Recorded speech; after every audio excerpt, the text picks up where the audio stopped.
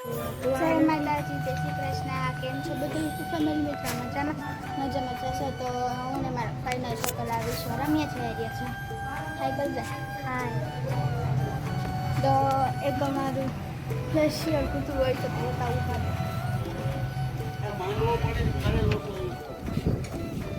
તો નથી આવું છે નથી ધીરે હું તમને બોલું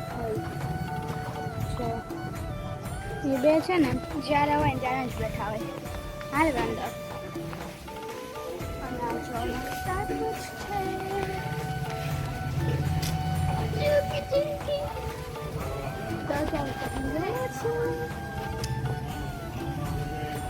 બાય બાય. જવા મમ્મી કપડા તો બેસી ગઈ છે.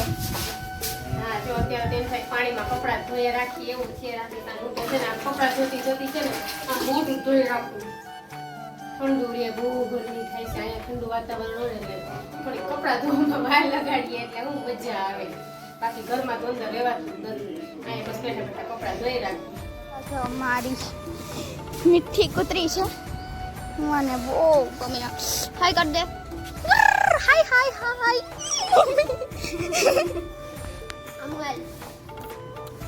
જા વિશ્વ એને શું થાય નહીં તું ઓછી ચાકી છે ચાકી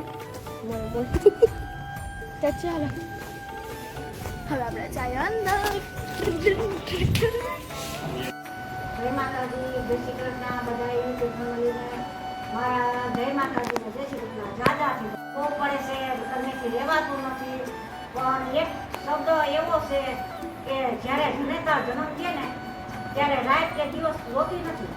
ત્યારે એને વેદના કેટલી થઈ હોય એ રાતે 12 વાગે જન્મ થયો હોય, રાતે 1 વાગે જન્મ થયો હોય કે 2 વાગે જન્મ થયો, એ માને ઊંઘ હરામ થઈ ગઈ હોય ત્યારે.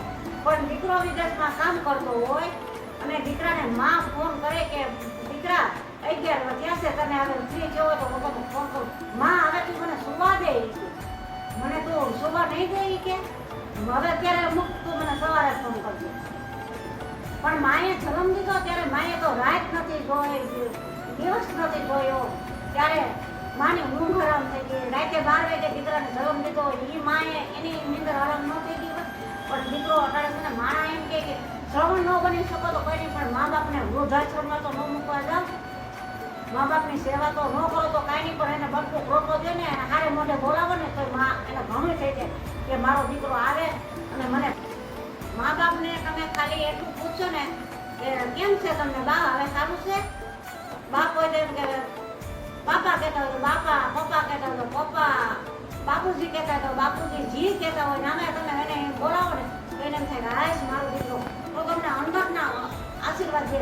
પણ માએ જ્યારે કીધું કે દીકરા મેં તને જન્મ દીધો તો રાતે 12 વાગે, ત્યારે મારી નીંદર નહોતી આવી કે કઈ મેં તારું મોઢું લઈ. તો અત્યારે મને એમ કહેવું કે માં અત્યારે તો મને સુવા દે, મારા રાતના 11 થયા. પણ દીકરા એવું ન હોય કે સુવાનો સમય હોય, માં જરી ફોન કરે તમે એને અરે પ્રેમથી વાત કરો તો માનો આમ ઉભરાય, આશીર્વાદ તમને એવા મળે કે ભગવાન રાજી થાય એવા તમને આશીર્વાદ દે. તો ભગવાને પૂછે કે મા બાપની સેવા કરે ને ભગવાને પૂછશે હો, નકર ભગવાન આપણાથી નારાજ છે. જો હું તો એટલું જ કહું છું કે તમે છે ને નો કાંઈ કરી શકો તો કાંઈ નહીં, એના પગ નો દબાવે તો કાંઈ નહીં. જાતી વખતે ને આવતી વખતે મા બાપને જઈને સારે મોઢે બોલાવજો તો માને કે બાપને બેને અંદરના આશીર્વાદ. તો માએ એમ કીધું કે મેં તને જન્મ દીધો ને દીકરા ત્યારે 12 વાગ્યા મેં નહોતું જોયું, ત્યારે મને કેટલી વેદના થઈ હતી કે મેં તારું મોઢું જોયું છે. તો દીકરો એમ કહે છે માં કે અત્યારે લગ્નનો મને ઉધેરી આજે મોટો કર્યો હોય ને એનું તું કે હું કરો એનો હું તને સૂચવી દઉં. તો માએ કીધું કે આ દીકરા તું મને એકટાથી મોટો કર્યો, ઉધેરી બાજરી મોટો કર્યો, એનો તો મને ઋણ સૂકવ્યું છે. પણ મેં તને મારા છાને ધવરાવીને મોટો કર્યો, એના એ દૂધનું તું હું કેવી રીતે સૂકવ્યું? તો એના લીટરના હિસાબે કેમ તું હિસાબ કર્યો છે?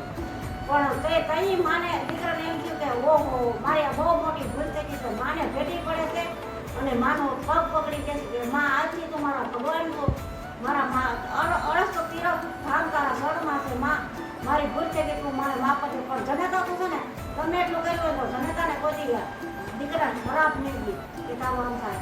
દીકરો હજી કહી દે, એની બહુ કહી દે, પણ જનેતા ગમે એમ થાય તો જનેતાને આંખમાં આવું આવી જાય પણ કોઈ ખરાબ માની વેદના છે. એટલું તમે સમજી લો કે માની વેદના કેવી હોય ને એ તો ઈ ભગવાન જ વેદ જાણતા હોય. મારે એક જ દીકરો છે. મારો દીકરો ભલે હું એમ જ કહું મને એટલી માંગે છે ને મારા હાટું જ્યુસ બનાવે આટા લગેલા આટલા મને લોટ ઉડી દીધું આટલા કાપીને બધા આ કાઢીને એનો જ્યુસ બનાવી દઈએ એનું શીરો કરી ખવડાવે. મારો દીકરો છે ને એવા સૌને દીકરા દેતો કારણ કે મારો દીકરો તો એટલો છે કે મને કંઈક થાય ને તો એ જોઈ ન શકે. એ કે તમને કંઈક થાય તો મારે તો હાથ પગ પેટમાં કરી દઉં તમને કાંઈ ન ખાવું જોઈએ. એક તમને અને એક મારી પ્રકૃતિ છે એને બેને તમને કાંઈ ન ખાવું જોઈએ કારણ કે અમને તમને થાય ને તમારા હાથ પગ પેટમાં કરી દઉં. મને કાંઈક થયું હોય ને તો અનિતાને એમ કહીએ કે તારે બાને જવો જ્યાં જાને તમને બાને લઈને જાજે.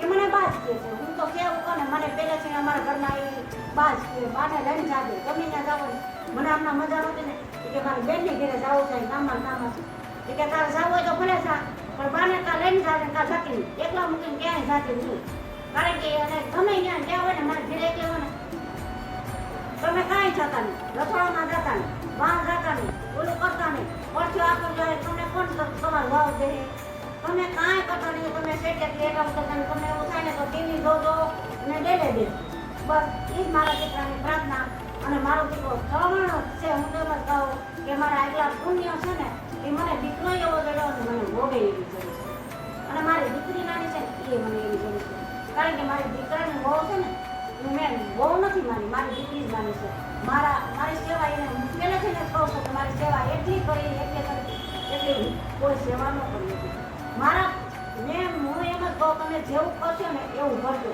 તમે તમારા ખાવાવાળાની સેવા કરી છે ને તો તમે પામજો અમે જો દેરાણી જેઠાણી બે મારી ખાવું ને એક મારી જેઠાણી પગ દબાવી હું મારી ખાવાના પગ દબાવી એક હાથી દબાવ પછી હું હાથ દબાવ અમે દેરાણી જેઠાણીને બેના એવા નહીં હતા પછી અમે ઉપર અમને પૂછ્યું અમે ઉપર પછી હોવા જતી કારણ કે હોવાય નહોતો કારણ કે અમારે નીચની હતો બે સીધા કોઈ અમે 5 ભેર્યા છે અમે કોઈનું ન કહીએ અમે બે દેરાણી જેઠાણી કહીએ કે આપણે બાના પગ દબાવી અને પછી આપણે ઉપર જઈ પછી ત્યાં સરોતમ બોલી ઢોર બોલી કીર્તન કરીએ અમે બે બીજું કોઈ એમાં નહીં અમારે એની બહુ એવી છે અને મારી બહુ એવી હું તો સેવું કોનું અમારી સેવા એટલી કરે છે જય માતાજી જય શ્રી કૃષ્ણ.